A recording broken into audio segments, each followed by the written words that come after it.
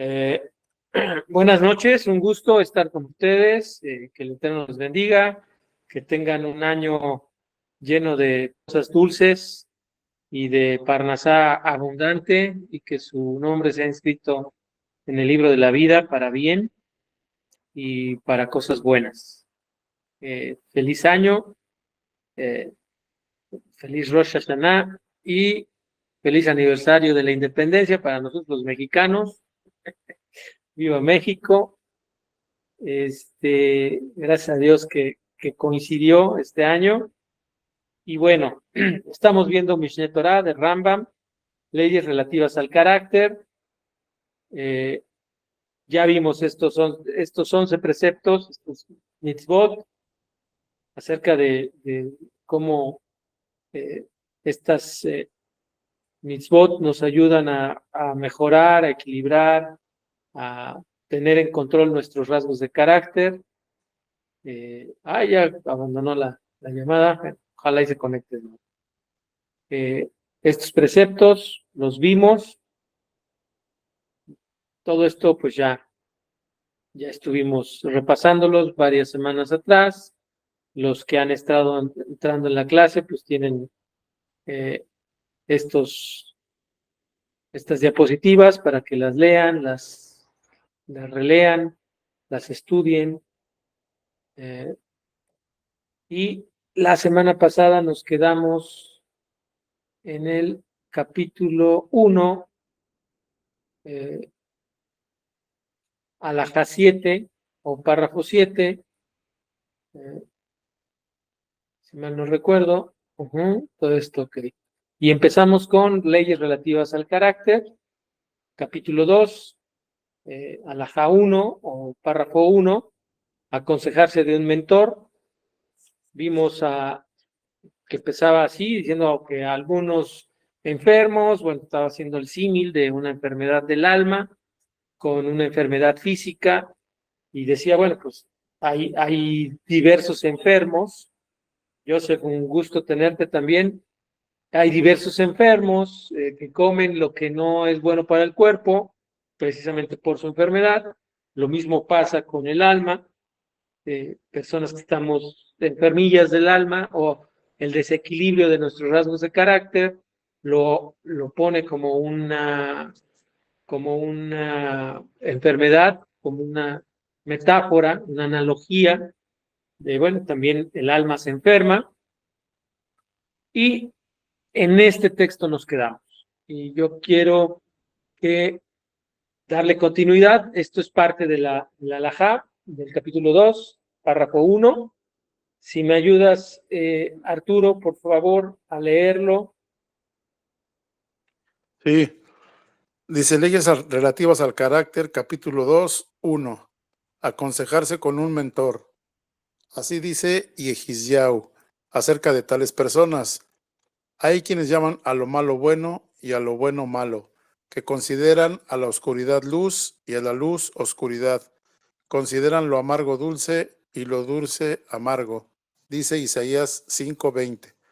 Acerca de ellos expone quienes abandonan la senda de rectitud para ir tras los caminos de oscuridad. Mishle, Proverbios 2:13. Correcto. Bueno, vamos a hacer un análisis de acuerdo a las fuentes de los sabios, en este caso de Isaías 5:20. Me gustaría, Rosy, si me ayudas con el texto.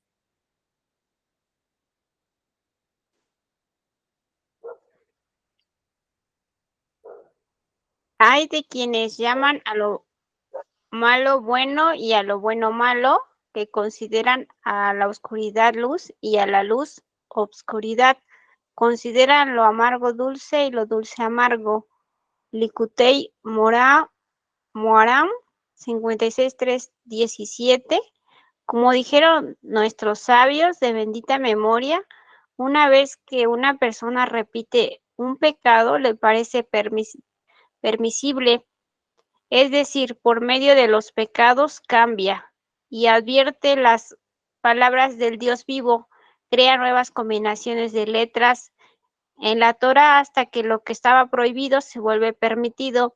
como está escrito, hay de los que a lo malo llaman bueno y a lo bueno malo. Bueno, ahorita continúas ayudándome, Rosy. Bueno, esta parte de los sabios nos dicen que precisamente el que repite una transgresión, un error o una rebeldía, a la postres le va a parecer permitido. Y esto es porque nuestra distorsión, nuestro conocimiento se distorsiona y empezamos a pensar que está permitido, ¿no? Y a eso se refiere, según el sabio y según el Likutei, a que empieza a cambiar las letras de la Torá o empieza a cambiar la perspectiva y se le hace permisible. ¿Me continúas ayudando, Rosy?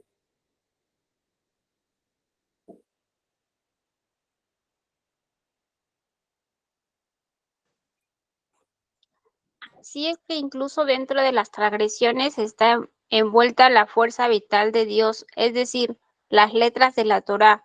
Aunque está oculta, en otras palabras, debido a las transgresiones, las combinaciones de letras de la Torá se invirtieron hasta que lo prohibido se volvió permitido, como se explicó anteriormente.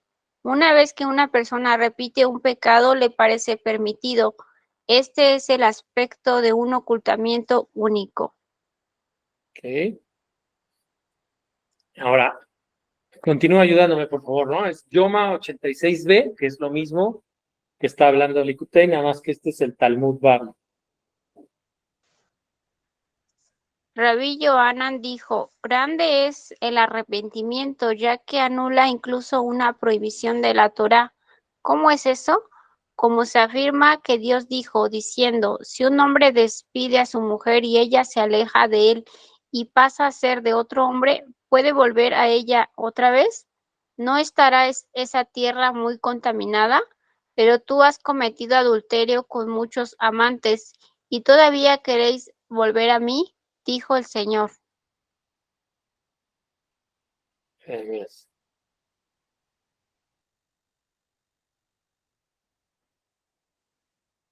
De hecho, la Torá dice, su exmarido que la despidió no podrá volver a tomarla por esposa después de haberla hecho impura. Y el santo bendito sea se compara con la relación entre marido y mujer. Así como está prohibido que una esposa adúltera regrese con su esposo, debería estar prohibido que el pueblo judío regrese a Dios de sus pecados. Sin embargo, el arrepentimiento anula esta prohibición. Correcto. Fíjese cómo todos los sabios de Israel primero nos dicen, bueno, si tú empiezas a transgredir, a equivocarte y a rebelarte en contra de los mandamientos de Hashem, se te va a volver una costumbre. Entonces vas a desviarte del camino y vas a ser de los que a lo malo le llaman bueno y a lo bueno malo. Esto, dice, pues es muy grave porque tergiversas el mensaje de la Torá, lo haces, permítame, eh, tergiversas el mensaje de la Torá y entonces empiezas a permitirte cosas que no están permitidas, etcétera, ¿no? Y luego el Rabí Yohanan nos pone un ejemplo y nos dice, fíjate cómo en la Torá hay una contradicción, supuestamente, porque dice que no hay forma de que una mujer adúltera que haya sido expulsada por su marido regrese con su esposa, pero sin embargo, Jeremías 3:1, el profeta dice, bueno, y tú quieres volver a mí como esposa, y dice, el arrepentimiento, hablando de Yom Kippur, el arrepentimiento es grande, porque aún y tú hayas considerado o transgredido continuamente, o te hayas revelado continuamente, o hayas llegado al punto de ser adúltero, como trae el ejemplo el Talmud, si te arrepientes, en verdad, este arrepentimiento anula esta prohibición, no porque la mitzvah se anule, sino porque la consecuencia de la mitzvah, al momento de que tú te arrepientes o que nos arrepentimos, nos deja en una posición nueva, como si nada hubiera pasado. En, en derecho, el amparo en México precisamente una de las cosas que busca cuando se otorga una suspensión, cuando oigan en las noticias que hay una suspensión porque el juzgado federal los amparó, quiere decir que va a dejar las cosas en el estado que estaban antes del juicio, antes del procedimiento, ¿no? Entonces, repara todo lo que sucedió desde que hubo un litigio hasta el momento en el que inició. Es más o menos lo mismo que hace el arrepentimiento. El arrepentimiento restaura todo al principio, como si no hubiera pasado nada, ¿no? Y eso es lo que nos explica el Rab Yohanan en Yomá 86b, ¿no? Que el arrepentimiento es muy grande. Entonces, una de las herramientas para equilibrar nuestros rasgos de carácter, que es lo que estamos viendo, es el arrepentimiento. Y como nosotros sabemos, el arrepentimiento consta de reconocer la transgresión, el error o la rebeldía, confesarla ante Hashem, proponernos en nuestro corazón no volverlo a hacer, y si es una transgresión en contra de nuestro prójimo, tratar de restaurar esa transgresión, ¿no? Ese error o esa rebeldía que ocasionamos. ¿Para qué? Para que el arrepentimiento anule toda esa transgresión. El Tomer de Borá, cuando habla acerca de los 13 atributos de misericordia de Hashem, dice que a mí me quedó muy impactante, me impactó muchísimo porque dice, Hashem es tan paciente que te permite seguir viviendo a pesar de que utilizas esta vida, esta fuerza que Dios te da para pecar. Y dice el Tomer de Borá, no creas que Hashem no tiene la fuerza para paralizarte o impedirte que transgredas, pero es tan misericordioso que te da la oportunidad, que te otorga nuevamente la fuerza de vida, a pesar de que tú la utilizas para mal. Y pone ahí un ejemplo de un rey al cual levantó la mano contra un profeta y se la engarrotó completamente, ¿no? Es decir, así como pasó con este rey, así puede pasar contigo, que no te dé la fuerza, porque bien podría decir, ¿para qué te doy vida si lo que vas a utilizarlo, esta vida va a ser para transgredir? Y sin embargo es tan misericordioso y tan paciente que nos sigue otorgando vida, para que podamos arrepentirnos. Dios quiera que en este Yom Kippur podamos llegar a restaurar nuestras relaciones con nuestros próximos. Bueno, preguntas, dudas. Adelante, Rosa. Y en estos casos que muchas personas dicen es que es una doble moral porque ahora que llega con Yom Kippur tienes que arrepentirte. Pero y todos los errores que están atrás es como si no pasaran. Pero sí nos enseñan los sabios de Israel que hay que corregirlo y todos los días es una corrección hasta el último día de nuestras vidas.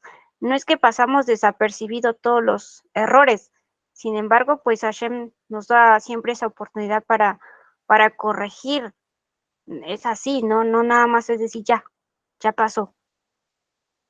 No. O sea, en verdad lo que uno tiene que hacer en estos 10 días es tratar de resolver las transgresiones o los errores que cometimos con nuestro prójimo. Las cuestiones que hicimos en contra de Hashem, en contra de Dios, bueno, pues esas las resolvemos entre Hashem y nosotros las resolvemos.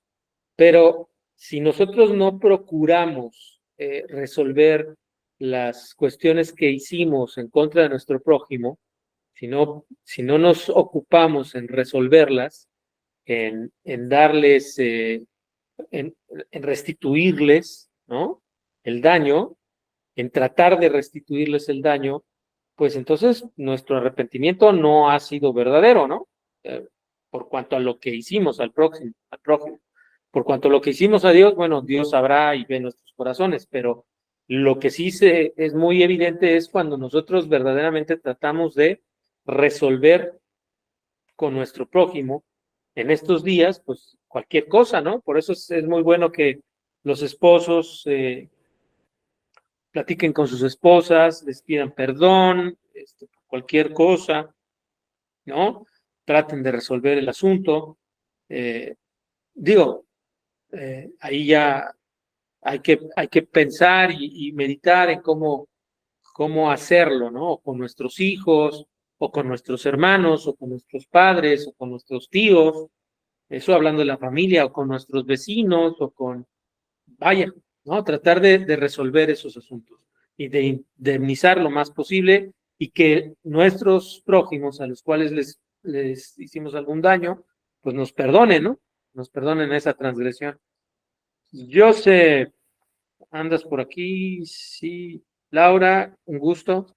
Joseph, ¿me ayudas, por favor, con lo que está aquí? Sí. Dice,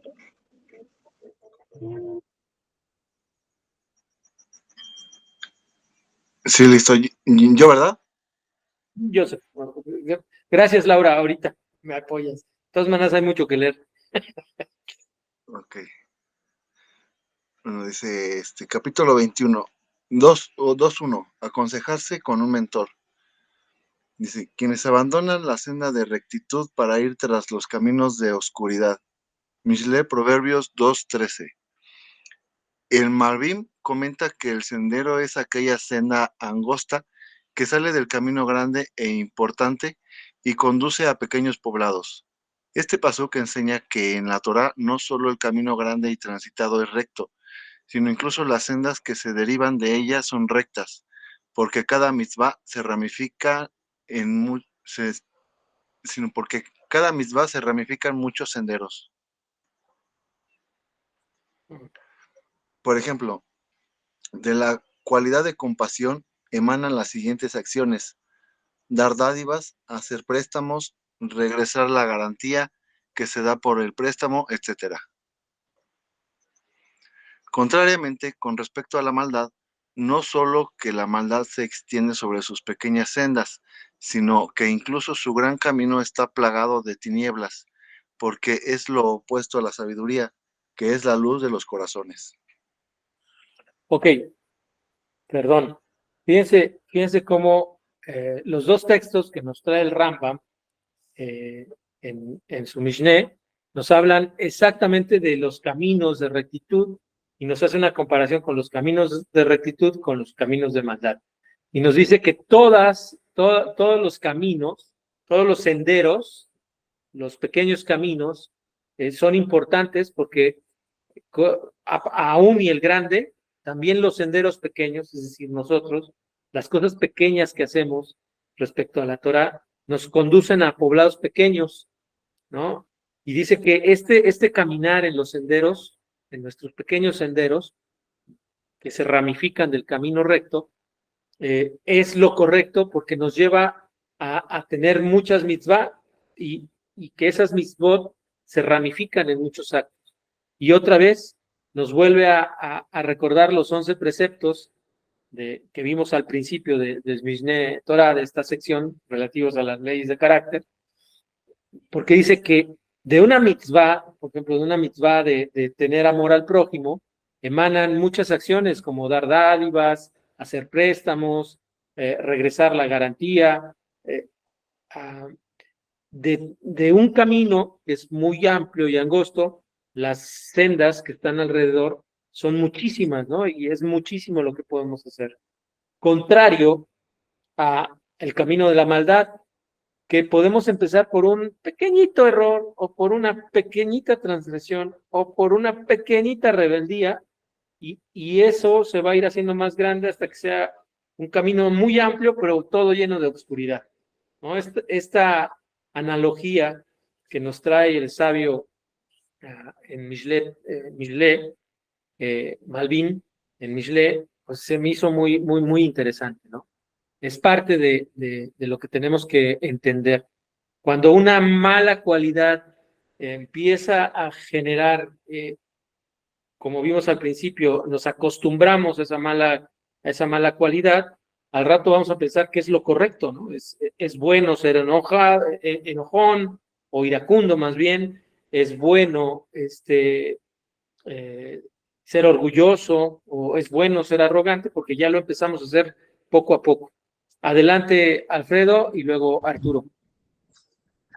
Sí, amigo, incluso ahí Malvin en el libro de Mishle, en ese mismo Proverbios, en ese mismo versículo, perdón, menciona o hace referencia a las personas que quieren vivir su vida a su propio estilo.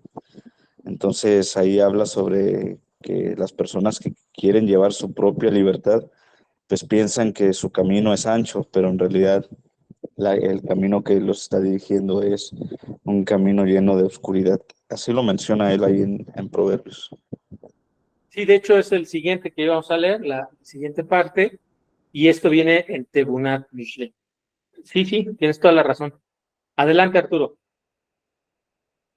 Sí, yo estaba hoy haciendo una reflexión acerca de los rasgos de carácter, entonces tú, o sea, es una pregunta que les hago a todos. ¿Ustedes qué piensan? ¿Creen que los rasgos de carácter se lleguen a heredar? Por si algo de un abuelo enojón a un padre enojón y al nieto enojón, porque yo conozco varios casos que sí se llega a dar este fenómeno, ¿eh? Pero no sé, ¿qué opinan?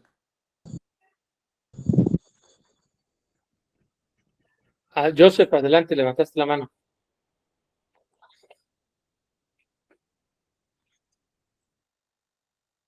Adelante, Joseph.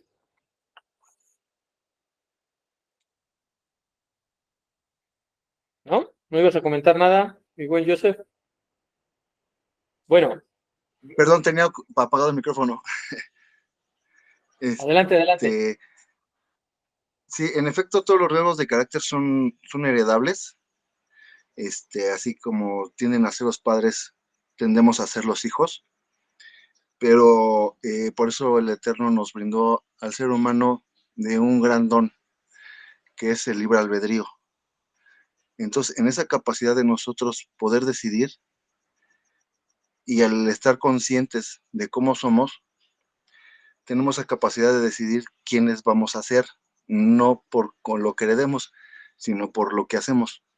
Si yo estoy consciente que soy iracundo y mi papá era iracundo, entonces yo lo heredo, pues estoy consciente que soy iracundo y eso me trae algo malo, tengo la capacidad de decidir si sigo con ese camino de ser iracundo o cambio ese camino. Equilibrar mi enojo y poder comportarme de una manera más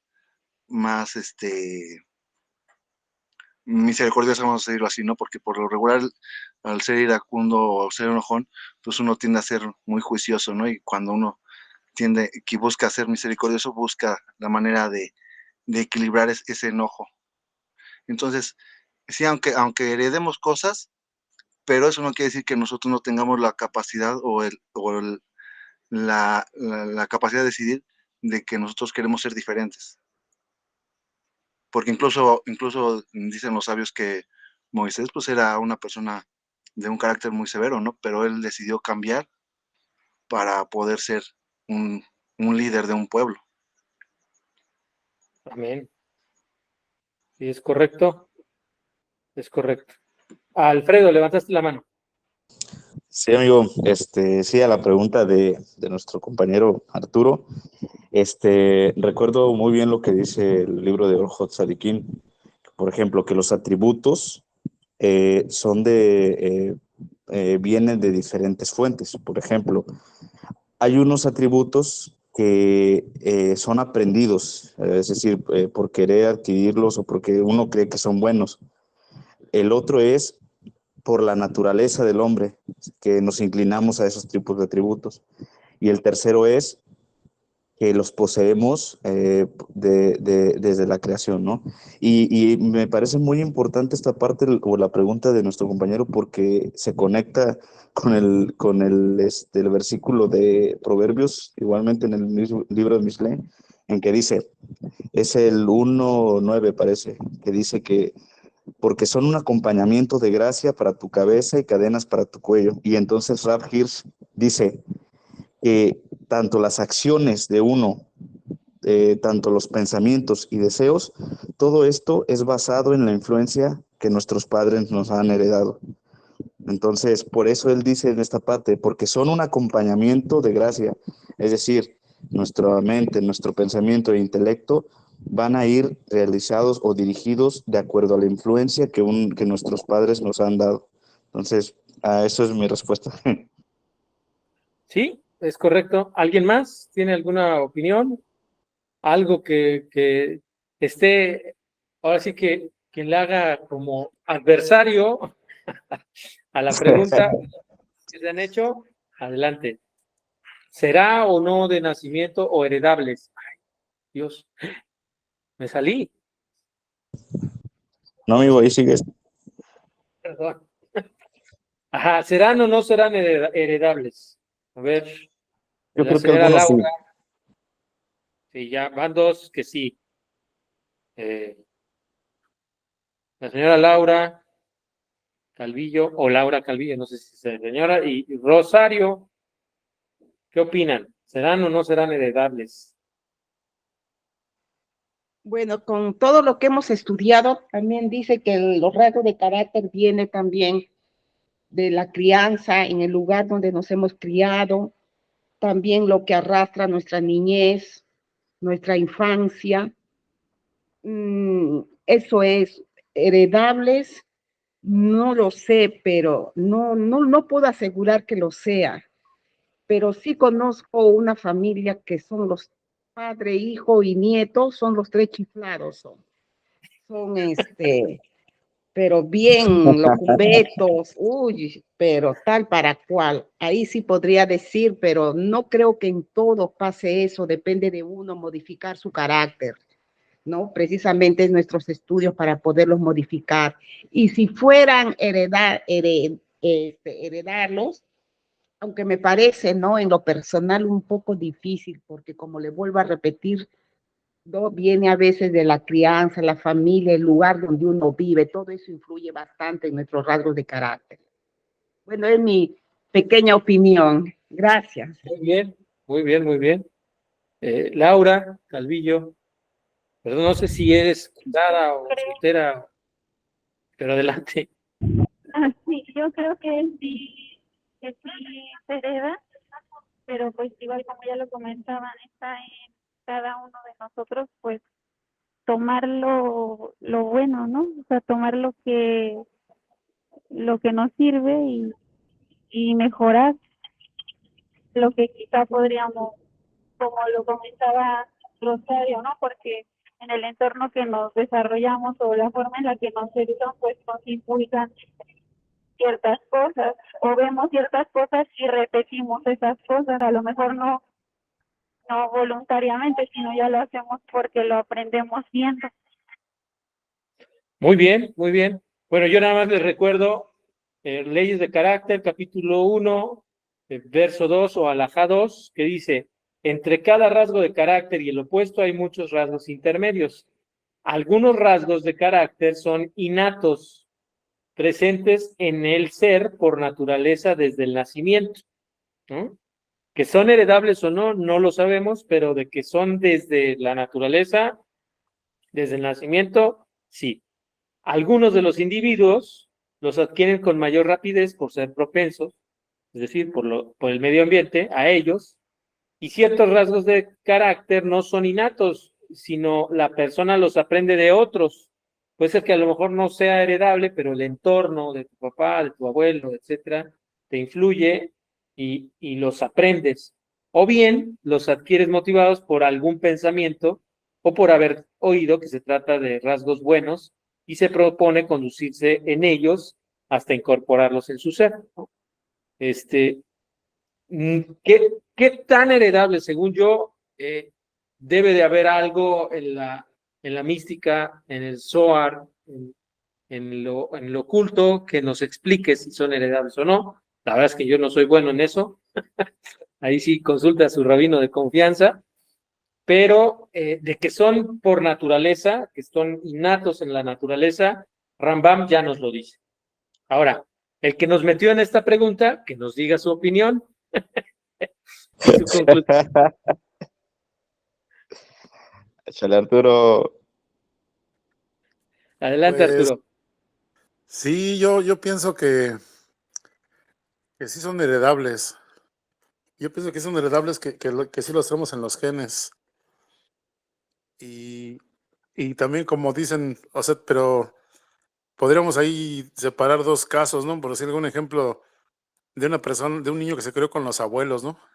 Y el abuelo era muy enojón, pues le transmitió ese enojo, ¿no? Y el niño fue viendo que así era la cosa, ¿no? Que en los semáforos andarle gritando a los demás y eso. Y ese mismo niño en otro entorno donde el abuelo era tranquilo y apacible y cedía el paso y era educado y todo, podría ser que el niño, ese mismo niño podría ser que tome otro camino. No sé, a lo mejor estoy poniendo ese ejemplo y a lo mejor no sé si es válido o no, pero son diferentes circunstancias, ¿no? Pero, ¿qué opinan? Yo insisto, el ejemplo que pones nos coloca en la misma situación. ¿Qué tan genético sea?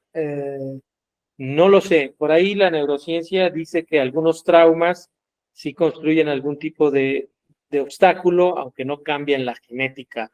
En realidad, la biología no la cambian, sino crean un tipo de genética distinta, una obstrucción X, Y, Z.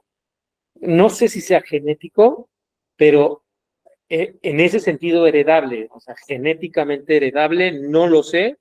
Insisto, debe de haber alguna explicación en el Zohar, en la explicación más profunda de la Torá acerca de eso. Yo no soy bueno, no pretendo darlo, pero de que si nacemos con un carácter innato, ya tendencioso a algo, eso sí, nos lo dice Rambam y nos lo dice la psicología.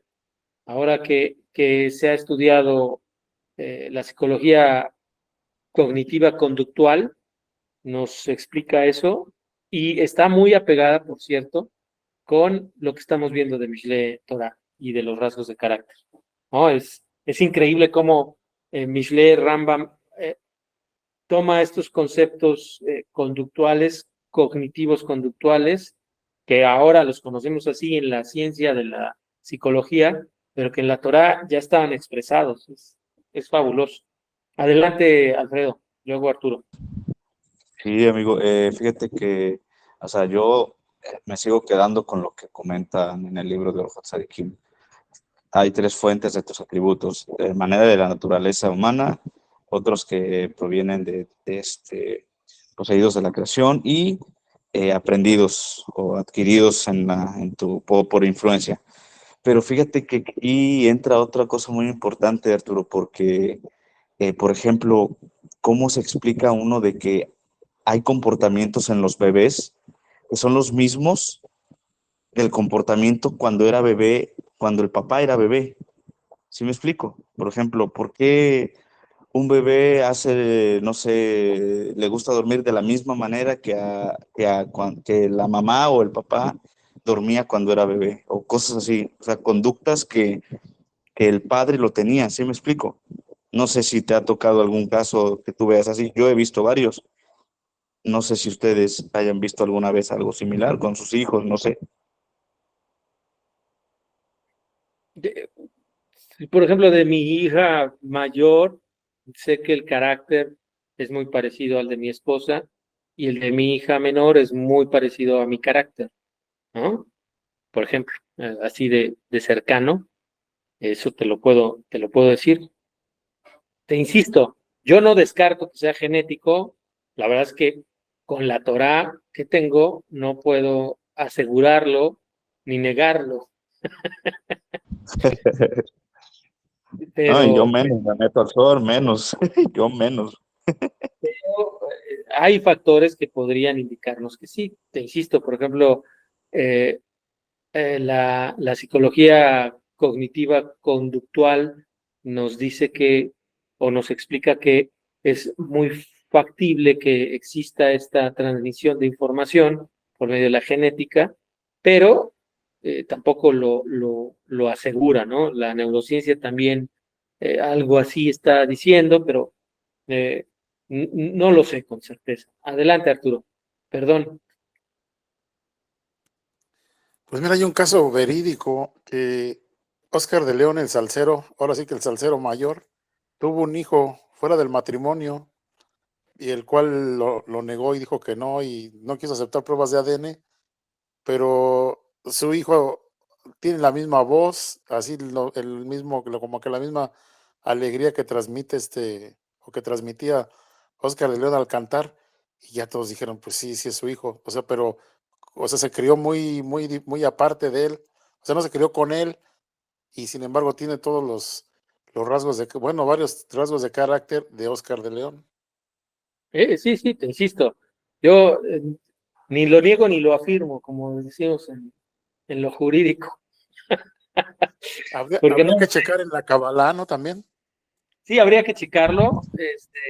Le voy a subir la pregunta al Rab Shalem, a ver qué nos informa.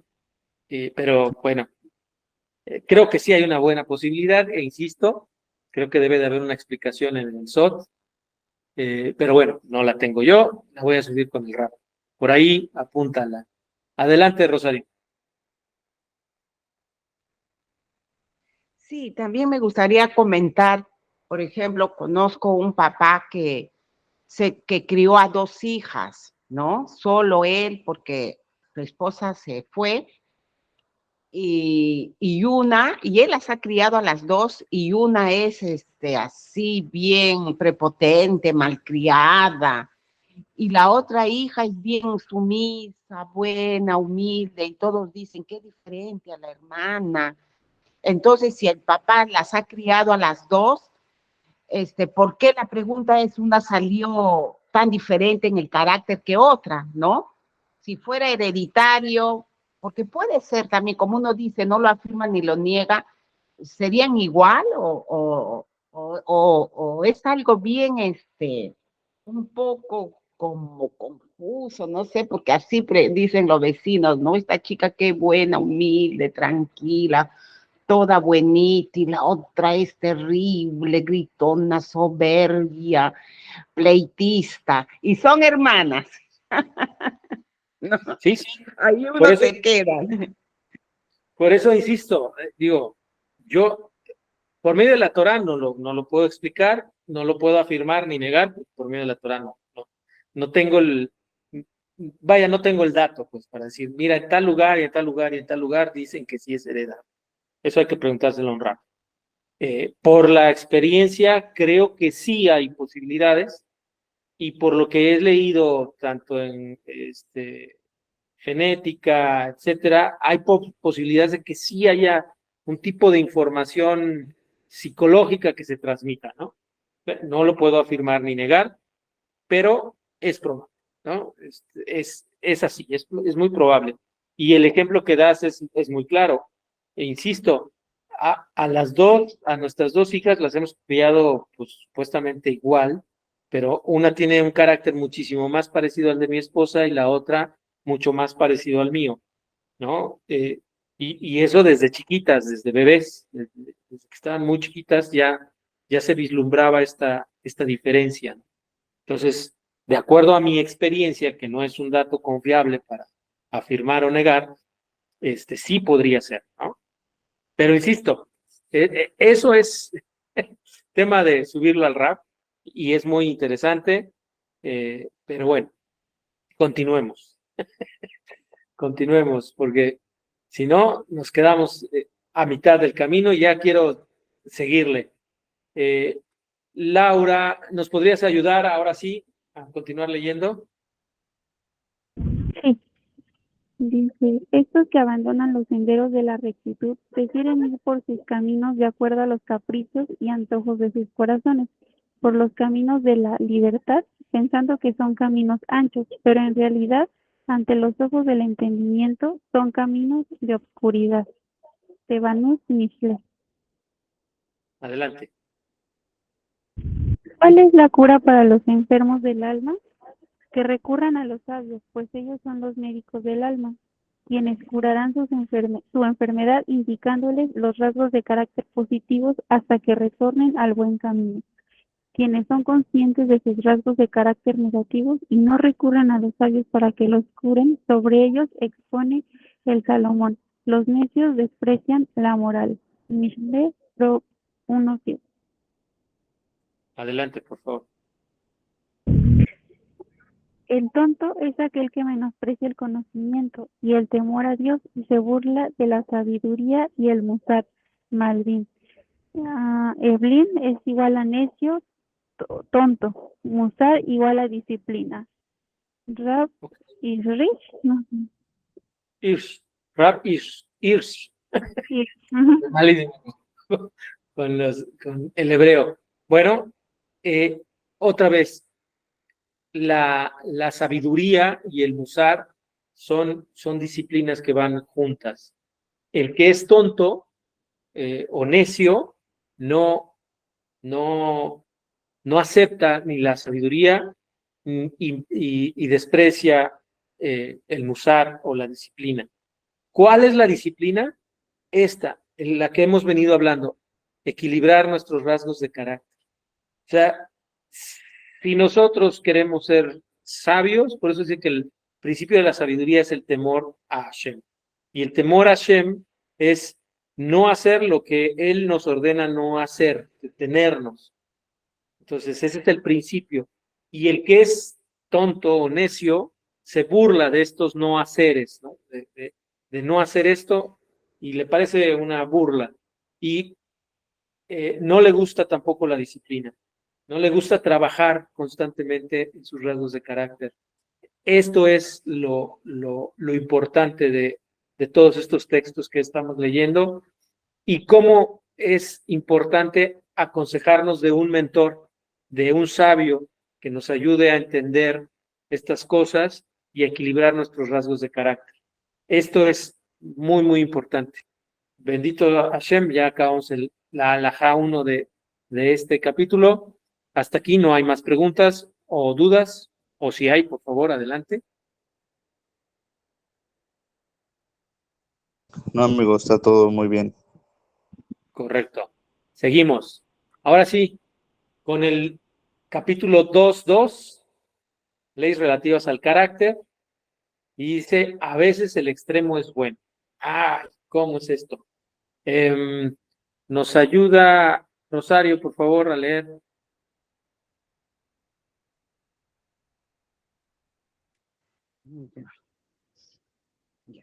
¿Cuál es el tratamiento para ellos? Al irascible se le dice que si lo golpean o maldicen, que permanezca indiferente, que se conduzca en dicha senda un largo periodo de tiempo hasta desarraigar la ira de su corazón.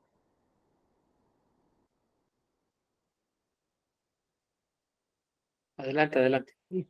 Si se trata de un arrogante que se exponga a altas dosis de humillación, como sentarse en lugares más bajos, vestirse con ropas harapientas de las que avergüenzan al que las usa, etcétera, hasta extirpar la arrogancia y retornar a la senda intermedia que es el buen camino. Y cuando retorne al camino intermedio, ha de seguirlo todos sus días.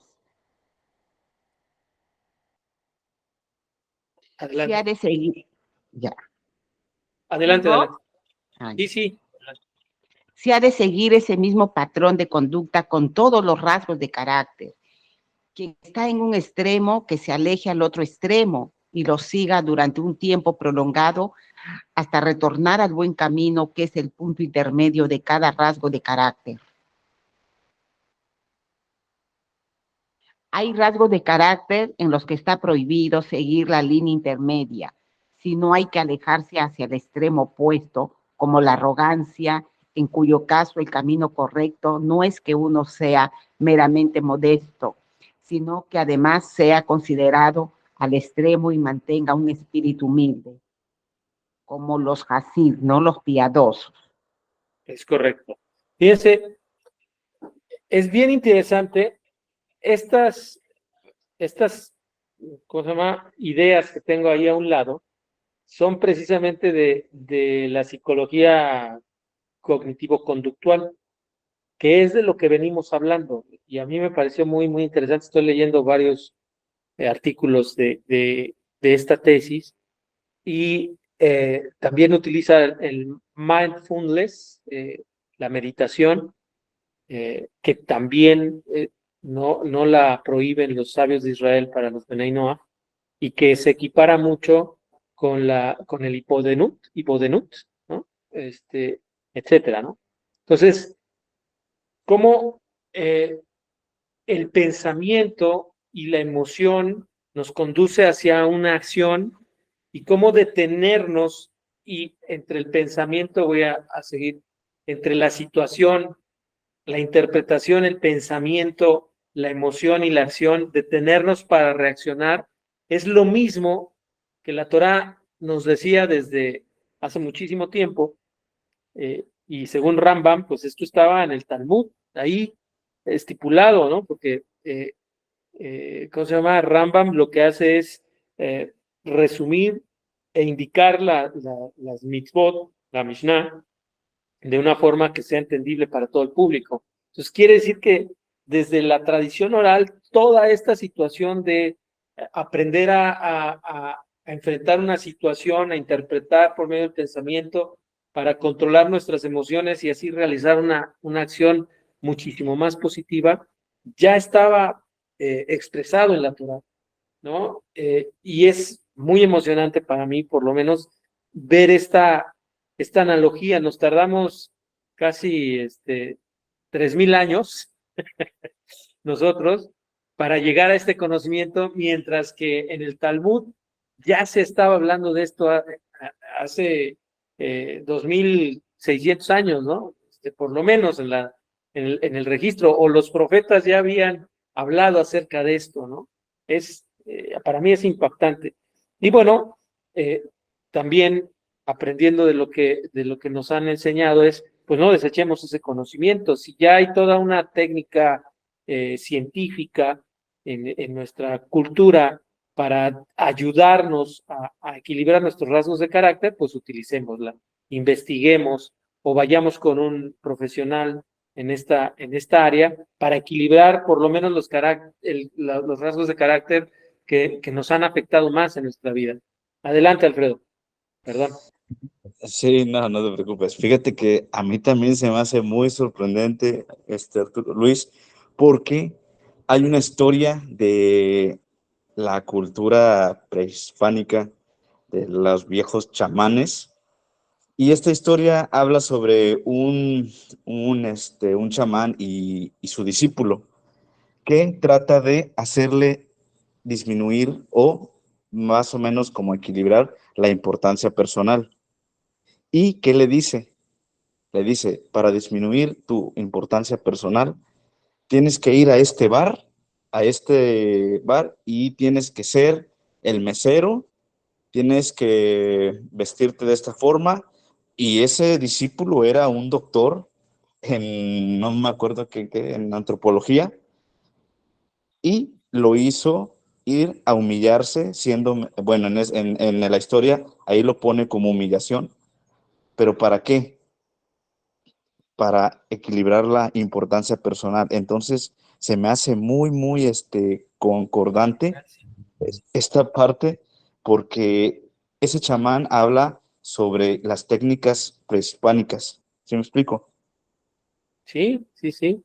Hay luces de Torah y de verdad en todas nuestras culturas, y a eso estamos llamados, a encontrarlas, a ser orgullosos de nuestras culturas y rescatar lo que es valioso en nuestras culturas, y sintonizarlo con la Torah, ¿no? Esa por lo menos es la enseñanza o la Torah que yo he recibido para un Benei Noach, ¿no? Encontrar esas cosas en nuestra cultura que en verdad son valiosas, que son importantes, y equilibrarlas y traerlas a este presente y sintonizarlas con la Torah, ¿no? En nuestra cultura mexicana y en todas las culturas del Benei Noach, porque en realidad Hashem no quiere que 7 billones 900 y fracción millones de personas nos convirtamos al judaísmo. Si no, pues nos hubiera hecho judíos desde el principio, ¿no?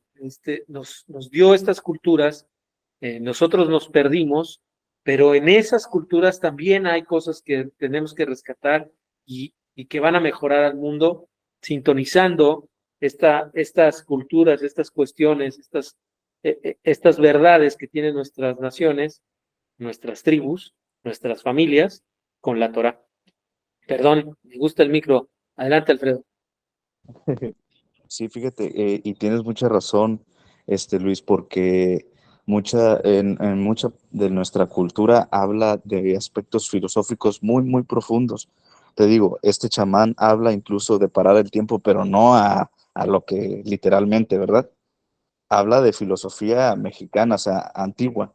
Y otra cosa, ahorita hace unos días yo bromeaba con el caracol, no sé si te acuerdas, pero Sí, sí, sí. que es demasiadísima el paralelismo porque también se utilizaba para el Año Nuevo mexicano el uso de la tecocoli, de ese sonido grave a los, bueno, en este caso a los cuatro vientos, ¿verdad? Entonces solamente era eso, que sí, Y similar también, al. y también era para despertar a la población al inicio de año, a la buena fortuna del año. Ándale. Obviamente con con la salvedad que era hacia la idolatría, pero fíjense cómo cuando sintonizamos nuestra cultura con la Torá y la traemos a la Torá, nos da una mayor vivencia y orgullo de nuestra formación o de nuestra cultura, ¿no? Tenemos que aportar, la alegría del mexicano y del latinoamericano tiene que aportar hacia la Torá y Dios quiera que cuando el Mesías llegue, que sea pronto y en nuestros días, aportemos esa alegría al mundo, ¿no? De una forma que ya la estamos aportando, pero ahora ya de una forma sincronizada con la Torá. Pues a mí Amén. me emociona mucho. Adelante, Arturo, perdón. No, decía que amén. Amén, amén, amén, amén. Bueno, ¿alguna pregunta? Adelante, Arturo. Sí, también, no sé si sea coincidencia, también en Hanukkah, en época de Hanukkah también se encienden muchas fogatas. No sé si tenga algo que ver también. Sí, sí, sí, yo no lo sé, yo les doy un ejemplo. Hace unos meses, Menashe Benítez me encargó hacer una comparación de las constituciones y de las 7 leyes de Benay Noah. Una de las sorpresas que yo me llevé es que la Constitución de Chile menciona a Dios, ¿no? Eh, Le da gracias a Dios y en nombre de Dios pretende toda la Constitución, en la que querían reformar. Eh, la Constitución que querían reformar, así se publicó, ¿no? Con el dicho de los constitucionales hacia Dios, ¿no? Y, y este, y como me encargó esto, me tuve que meter un poquito a la historia de México y del pueblo azteca y del pueblo maya, sobre el juzgamiento, sobre el proceso penal en el pueblo maya y en el pueblo azteca.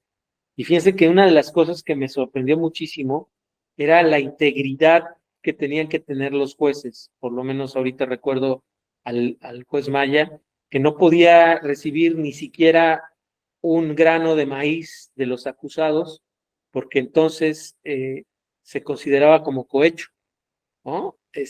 Nosotros que traemos esta falacia de que la corrupción es cultural en México, al enterarme de esto, dije, wow, es decir, la integridad de los juzgadores era tan grande que ni un grano de maíz podían recibir de los litigantes. Es increíble, ¿no? Y los aztecas por ahí iban también. Adelante, Alfredo. Amigo, incluso en las escuelas de aprendizaje, que por ejemplo las universidades en México eran los Calmecac. ¿Sí me escuchó? Te oíste muy lejos, perdón. Ok. Que otro paralelismo que mencionas tú, por ejemplo, las universidades en México prehispánico eran los Calmecac, pero aquí había un rasgo muy importante porque también se dividían hombres y mujeres. ¿Sí me explico? También había esa división de unos estudiaban acá y otros estudiaban acá, lo mismo. en el concepto, fíjate, yo estoy muy de acuerdo contigo cuando dijiste, yo siento que alguna vez todos adoraron a Hashem. ¿Por qué? Porque incluso, por ejemplo, en México, Ometeot significa como que energía dual. Entonces, ¿cómo empieza la Torah con la Bet? Que todo es dualidad. ¿Sí me explico? Entonces, aquí es algo muy impresionante. Sí, yo, por ejemplo, recuerdo una anécdota del Rab Shalem, creo que en Brasil, que fue a un lugar muy profundo en Brasil por alguna cuestión rabínica, y que en el transcurso tuvo que ir a un poblado donde las personas eran idólatras y le hacían ofrendas al río, al viento, y lo consideraban Dios viento, Dios río, Dios sequía, Dios sol, etcétera, ¿no? Y el Rab Shalem le preguntó al jefe de la tribu, oye, pero ¿cómo le haces cuando tú le estás pidiendo al Dios lluvia que llueva, pero el Dios sol se niega? Y el jefe de la tribu, por lo que cuenta el Rab Shalem, le dice, no, pues es que esas cuestiones las dirime el Dios superior, el Dios gobierna a todos los dioses, ¿no? Y entonces el Rab Shalem dice, bueno, pues yo hablo directamente con ese Dios que gobierna a todos los dioses, ¿no? Uf. Y bueno, lo, lo, lo cuenta el Rab así, ¿no? Y bueno, también el Mishneh Torah, cuando nos explica cómo salió la idolatría, nos lo explica de esa forma, ¿no? Déjame ver si lo encuentro. Pero Es que sí, de esto, la verdad. obviamente lo que nos dicen los sabios es eso, que se fue perdiendo la verdad, la verdad se fue perdiendo. Permíteme, estoy buscando el capítulo. Fíjate que yo escuché que, por ejemplo, que la idolatría inició aún adorando a Hashem, pero considerando aspectos del entorno como una emanación de él, pero de repente con el paso del tiempo se fue dejando detrás el concepto de Hashem y fueron especificando por cada uno. Adelante. Te leo, precisamente estamos en el libro y lo tenía marcado. Te leo lo que dice las leyes relativas a la idolatría. Espero que no me desvíe mucho del tema, pero fíjense, dice el desarrollo de la idolatría es capítulo 1. En los días de Enosh, hijo de Shem, hijo de Adán, los seres humanos estaban muy errados y el consejo de los sabios de aquella generación había caído en detrimento. Enosh mismo se hallaba entre quienes estaban equivocados. El error de ellos fue argumentar, puesto que Hashem creó estas estrellas y esferas para dirigir el mundo y las estableció en lo alto y les proporcionó honor y son sirvientes que sirven ante él, es adecuado alabarlas, glorificarlas y honrarlas. Y esta es la voluntad de Hashem, bendito es, que engrandezcamos y honremos a quien él mismo engrandeció y honró, tal como el rey desea que honren a sus siervos y a quienes se encuentran ante él, pues ello es honrar al rey mismo. Cuando surgió esta idea en sus corazones, comenzaron a construir santuarios para las estrellas y a ofrendarles sacrificios, alabarlas y glorificarlas verbalmente y posteriormente ante ellas para captar por intermedio de ellas la voluntad del Creador, según su equivocada visión. Esto era principalmente la idolatría. Y eso es lo que decían sus adoradores, quienes conocían sus principios. Ellos no negaban la existencia de Hashem, diciendo de Hashem, diciendo que solo determinaban estrellas, que solo determinada estrella era el Dios. Okay. Perdón, repito. Y era eso lo que decían sus adoradores, quienes conocían sus principios. Ellos no negaban la existencia de Hashem, diciendo que solo determinada estrella era el Dios. A ellos se refirió Yirmeyahu. ¿Quién no te temerá? Rey de los pueblos, pues digno de ti es el reino, pues entre todos los sabios de los pueblos y todos sus reinos no hay como tú, y en algo son tontos y necios. La vanidad es madera, es decir, todos saben que tú eres el único Hashem, pero su error y su necedad es suponer esa futilidad. Entonces, se supone que la idolatría en un principio no surgió porque pensaran que existiera otro Dios, sino porque fueron eh, errados en pensar que se debería de dar honor a la creación o a las cosas creadas o a las esferas. Dice el capítulo 2, con el paso del tiempo se presentaron entre ellos, entre los seres humanos, falsos profetas que afirmaban que Hashem les había dicho a modo de orden, sirvan a tal estrella o a todas las estrellas y ofrezcanle sacrificios, háganle libaciones y construyanle santuarios y confeccionen su imagen para que todos se posternen ante ellas, las mujeres, los niños y el resto de la gente. Y exponía una figura inventada por ellos, afirmando que esa era la forma de tal estrella como le había sido informada en profecía. Y así comenzaron a hacer figuras en los santuarios y bajo los árboles, en las cimas de las montañas y sobre las colinas, y se congregaban y se posternaban ante ellas, y les decían a todo el pueblo que aquellas figuras podían ocasionar el bien o el mal, por lo que era adecuado adorar y temerles. Sus sacerdotes idólatras decían, a través de esta adoración prosperarán y tendrán éxito, y hagan tal y tal cosa y no hagan tal y tal otra cual. Y empezaron a otros embusteros que decían que la misma estrella, esfera o ángel había hablado con ellos para decirles, adoremos así y así, y les informaban acerca de la manera de adorarlos, o hagamos tal cosa y no hagan tal otra. Esto se propagó por todo el mundo y adoraban a estas figuras de diferentes maneras extrañas y les ofrendaban y se posternaban a ellos, ¿no?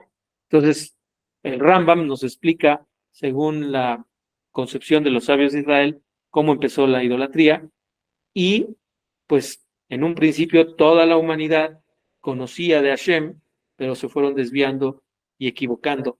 Y todo empezó en la forma en la que pensaban y razonaban la adoración a Hashem. Bueno, pues creo que me desvié un poquito. No, hombre, no, estuvo muy bien. Bueno, ¿alguna pregunta? Vamos a entrar a algo bien importante en los rasgos de carácter, porque hay rasgos de carácter que está prohibido seguir la línea intermedia. ¿Se acuerdan las primeras? A ver si me voy a regresar, espero no marearlos. Lo que decíamos aquí, ¿no? Que nosotros apenas somos en la primera parte, ¿no? La parte de arriba, esta.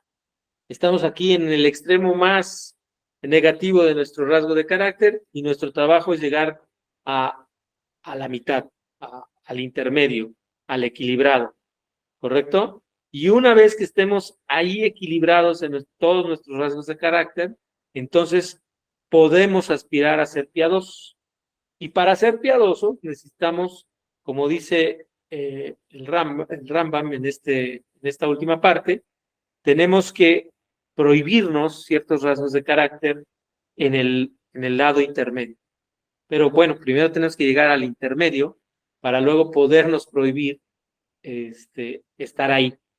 No podemos pasarnos de un rasgo de carácter mal equilibrado al extremo más grande, porque podemos cometer errores. Y eso es lo que nos va a explicar Rambam en este capítulo respecto a estos asuntos. Rosy, ¿nos puedes ayudar a leer?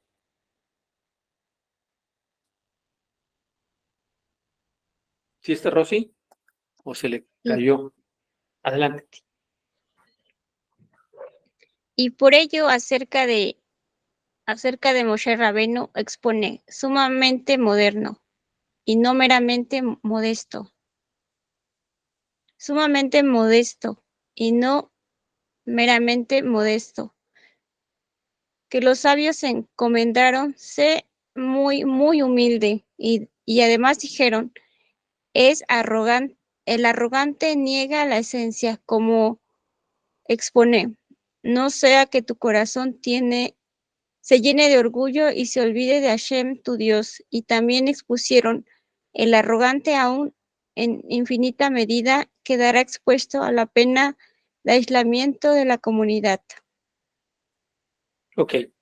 Fíjense cómo nos explica el camino de... Perdón, Alfredo, no leí, o Arturo, si lo dices en voz alta, mejor. No leí. No, adelante, amigo. Ahorita si quieres doy la idea. Ok. Bueno, cuando dice sé muy, muy humilde, otra vez voy a traer al rap Linsken, dice, la humildad es lo opuesto al orgullo y es el grado más extremo de la modestia. Nuestros sabios nos previnieron tomar muy en cuenta la humildad. Es peligroso comportarse bajo el rubro de orgullo y perseguir honores. Solo la humildad y la modestia son las cualidades de más nivel que los humanos deben seguir. Jafetz Haim Beajalotá. Los grandes de Israel se distinguieron por su humildad. Nuestro patriarca Abraham, porque soy polvo y ceniza. Porque ameritó Yehudá el reinado. ¿Por qué ameritó Yehudá el reinado? Por su humildad, como él dijo a Joseph. Ahora pues te ruego que tu siervo, él mismo, quede en lugar del mozo Benjamín como siervo de mi señor. Tosefta Berajot 83. Humilde es Yehudá, que se rebajó ante Joseph por Benjamín. Midrash Rabbah Bamidbar 13:5. Sobre Moshe dice la Torá, y aquel varón Moshe era muy modesto, más que todos los hombres que hay sobre la faz de la tierra. Bamidbar 12:3. Números 12:3. Shaul, cuando quisieron coronarlo, se escondió. Samuel 1:10, 21 al 23. Dijo David, mas yo soy un gusano y no un hombre. Teilim 22:7. ¿No? Dice, al final, el final del hombre es ser comido por los gusanos en la tumba, si no es justo en extremo. ¿Y de qué le serviría entonces llenarse de orgullo? Mejor hará si se educa a sí mismo a ser humilde, ¿no? Entonces, el rasgo de carácter que tenemos que evitar con más tesón es el orgullo. Y nos dice que Moshe y todos los líderes del pueblo de Israel trabajaron en esto, ¿no? Es muy importante, pero primero tenemos que llegar al grado intermedio, porque si nos queremos ir de un extremo no equilibrado a un extremo súper piadoso, podemos caer en errores. Y lo que les decía, el Rambam nos va a ir explicando que hay comportamientos que los sabios realizaron en su vida, pero que no son aplicables para todos, ¿no? Que dejaron de comer o que ayunaron o que no buscaban más que lo necesario para vivir, pero son ejemplos específicos porque ellos consideraban que era necesario hacerlo. Pero nosotros, que no estamos en esa condición de Sadik, de Hasid, aún, que no llegamos a la condición de sabios, pues tenemos que ir trabajando nuestros rasgos de carácter con mucho cuidado. Adelante, Alfredo. Fíjate que se me hace muy interesante esta parte porque así como nos dicen que hay que tener mucho cuidado con el atributo del orgullo, también está la parte del orgullo bueno, del orgullo, por ejemplo, según se divide en dos, el orgullo por tu cuerpo y el orgullo por la sabiduría y las buenas acciones, ¿no? Entonces, el orgullo por la sabiduría y buenas acciones también se divide en otras dos, y es el orgullo bueno y el orgullo malo. Entonces, aquí el orgullo malo es lo que comentaste, ¿verdad? O sea, de que hay que evitar ser orgullosos, pero ¿cuál es el orgullo bueno? Y fíjate, el libro del Orjot Tzadikim te lo dice. ¿Y qué dice? menciona, por ejemplo, a ver, mira, te lo estoy diciendo de memoria, no sé si me va a salir igual. Creo que está escrito en Jeremías 9:23, que dice, que se alabe, dice, y con esto, que se alabe quien se quiera alabar, con conocimiento y sabiduría de mí. Entonces el libro dice que el tener sabiduría y conocimiento es digno de elogio siempre y cuando esa sabiduría y ese sentir de que tienes sabiduría se lo hagas saber al Eterno, no a las personas, porque cuando lo haces a las personas ya estás transgrediendo de ser orgulloso. Cuando te diriges al Eterno dando gracias por la sabiduría, ese es un orgullo bueno. Es correcto. Hay que trabajarlo, pero pues primero tenemos que trabajar para llegar al intermedio. Eh, mm, ¿Cómo se llama? Jabat tiene Tikunei, bueno, no recuerdo, el Tanit, creo Tanit, no recuerdo el nombre, la verdad, pero me llamó mucho la atención, por ejemplo, que habla de Sadik, de Jajam, y hay una palabra que utilizan como para el común, ¿no? Y entonces, como que va de nivel a nivel, y bueno, pues hay que conocerse, parte de equilibrar nuestras cualidades de carácter, es saber en qué nivel estoy, ¿no? Yo la verdad es que estoy en el nivel más bajito, ¿no?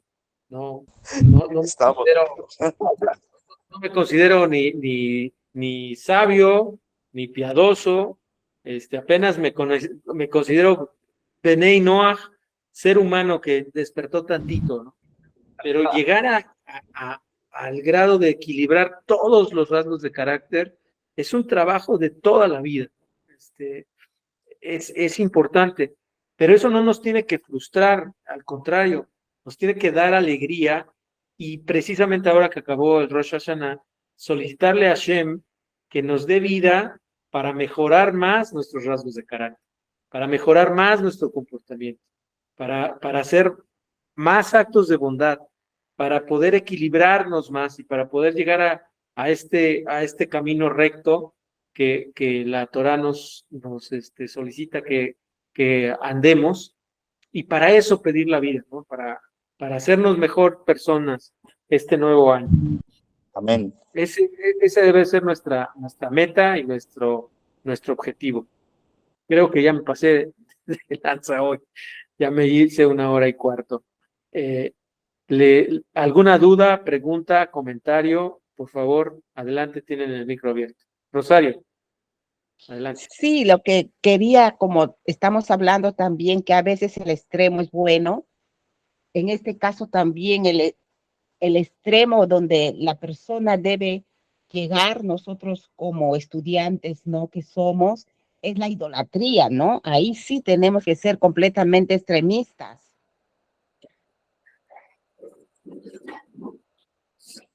Sí, claro, no, ahí se perdió. Creo que sigues hablando o se te cayó el internet o se me cayó a mí. Sí, no, a ti Eh, se te cayó. Hablabas del extremo, ¿no? De la idolatría, porque eso siempre me preguntan que cuál es nuestro pensamiento de la idolatría. Bueno, digo cómo es, y ahí sí es un extremo que debemos llegar, ni a la derecha ni a la izquierda, ser completamente extremistas. Sí, pero la idolatría no es un rasgo de carácter, es una transgresión, es una mitzvah. Sí, también. Entonces, la idolatría, obviamente, ¿por qué? Pues porque es un mandamiento. No harás idolatría. Para nosotros como Benei Noach es importantísimo no hacer idolatría. Pero para no hacer idolatría tendríamos que saber exactamente qué es ser idólatra, ¿no? ¿Qué dice el pueblo judío de la idolatría? Y en esos rasgos y parámetros está. A mí de repente me sorprende mucho, aún cuando digo, son personas que están iniciando, etcétera, pero son personas que se imaginan, por ejemplo, que les gusta un cantante o ir al concierto de un cantante como Luis Miguel o como Mijares o como no sé, cantantes bonitos. Eso es idolatría. No, eso no es idolatría. Tenemos que cambiar nuestro concepto de idolatría para que se ajuste a lo que la Torá nos dice que es idolatría. Es muy Sí, importante aprender y conocer eso, ¿no? Pero sí, claro, tienes por razón. eso es que, perdón, claro, por eso es que tenemos bastantes estudios de la idolatría, porque no solamente servir ídolos, avanza bastante, es mucho, mucho, es bastante, abarca. Y Sí, tenemos que saber bien. es abarcador, ¿no? Pero hay que tener muy bien los cimientos para ir construyendo sobre eso. Adelante, Rosario. Sí, más bien también quería decirle que la clase ha estado muy hermosa, muy entendida y que cada semana aprendo bastante en esta clase y muchas gracias. No, gracias a ustedes, yo aprendo más con sus comentarios, con sus, ¿cómo se llama? Con su participación. Y cuando más participación tienen, más aprendo y les agradezco mucho por su tiempo.